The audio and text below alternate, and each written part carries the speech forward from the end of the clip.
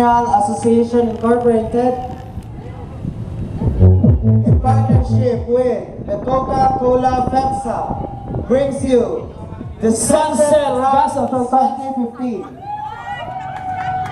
Practice lang din. Iwa.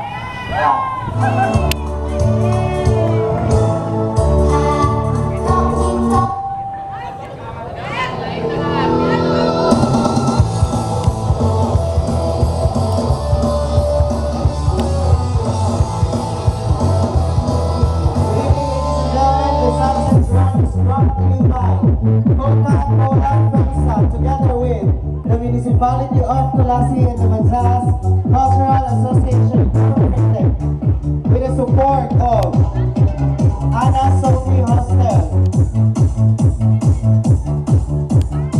The first ever Sunset Run with after party at the finish line featuring the DJ from Boracay, Jeb Hinko, and DJ from Manila, Jack Jones.